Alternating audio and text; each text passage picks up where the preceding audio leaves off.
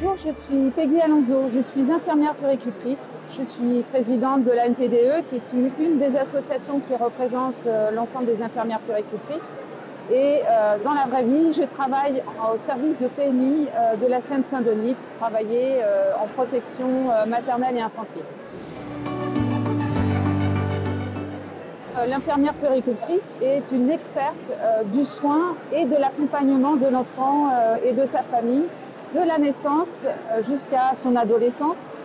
Elle doit veiller au bien-être, à la santé physique et psychologique de l'enfant à l'hôpital, aux urgences, en néonat. Ses compétences en termes de prévention et de promotion de la santé, notamment dans les services de PMI, dans les structures de soins, dans les crèches.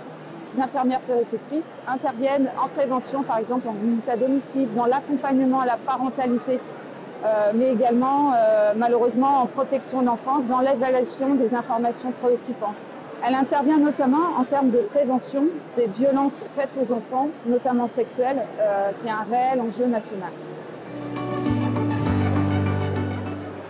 Les compétences de l'infirmière puéricultrice se situent à la fois sur une expertise technique, mais également relationnelle. On les retrouve notamment à l'hôpital, néonatologie, aux urgences, avec des soins techniques qui doivent être adaptés à l'enfant en prenant compte de ses spécificités au moment du soin. Les compétences reposent sur les compétences de consultation, évaluer l'état de santé de l'enfant à un moment déterminé, dépister des troubles du développement, des inadaptations, repérer des besoins d'accompagnement des parents, des compétences en termes de raisonnement clinique qui va nous permettre de poser un diagnostic et de proposer une prise en soin adaptée de l'enfant et de sa famille.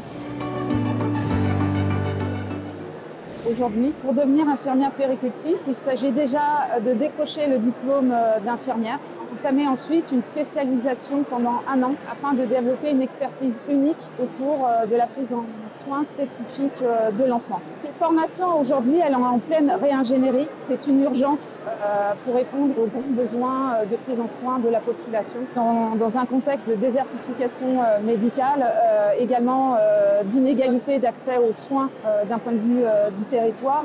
Et donc on attend beaucoup de cette formation qui va porter un diplôme d'un niveau master qui permettra de se concentrer pendant 2 ans autour de l'enfant et vraiment développer une expertise en termes cliniques, sémiologiques autour de l'enfant. C'est important qu'on puisse développer de la pratique avancée à travers ce diplôme afin que l'infirmière puéricultrice puisse intervenir en premier recours en prise en soin de l'enfant.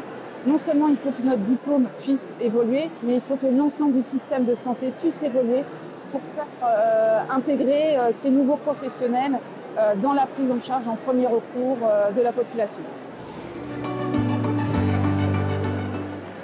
L'infirmière puéricultrice devient aujourd'hui un acteur clé de la prise en soins spécifique de l'enfant qui n'existe pas aujourd'hui dans notre système de santé.